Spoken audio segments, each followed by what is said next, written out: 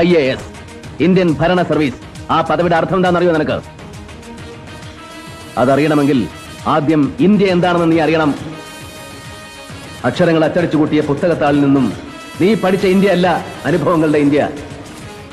കോടിക്കണക്കായ പട്ടിണിക്കാരുടെയും നിരക്ഷരരുടെയും India, കൂട്ടിക്കൊടുപ്പുകാരുടെയും വേശ്യകളുടെയും തോട്ടികളുടെയും കുറ്റരോഗികളുടെയും India, ജഡ്ക വലിച്ചു വലിച്ച് ചുമച്ചു ചോര തുപ്പുന്നവന്റെ ഇന്ത്യ, വളർത്തുനായി കൊടുക്കുന്ന ബേബി ഫുഡിൽ കൊഴുപ്പിന്റെ അളവ് കൂടിപ്പോയതിന് ഭർത്താവിന് ശാസിച്ച് അത്താഴപ്പട്ടിണിക്കിടുന്ന കൊച്ചമ്മമാരുടെ ഇന്ത്യ അല്ല.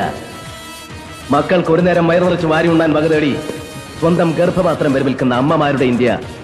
ഇന്നലെ നീ അവമാനിച്ചാട്ടി ഇറക്കി വിട്ടില്ലേ, ആ കൃഷ്ണേട്ടനെ പോലെയുള്ള പാവം മനുഷ്യരുടെ ത്യാഗങ്ങളുടെയും നൊമ്പരങ്ങളുടെയും ഇന്ത്യ. ഇന്ത്യ എന്ന മഹാരാജ്യത്തിന്റെ സോൾ, ആത്മാവ്. IAS അക്കാദമി വർഷാവർഷം അടവച്ച് വിരിച്ചെടുക്കുന്ന നിന്നെ പോലെയുള്ള സ്നോബുകൾക്ക് ഈ ആത്മാവ് തൊട്ടറിയാനുള്ള സെൻസ് ഉണ്ടാവണം, സെൻസിബിലിറ്റി ഉണ്ടാവണം, സെൻസിറ്റിവിറ്റി ഉണ്ടാവണം. IAS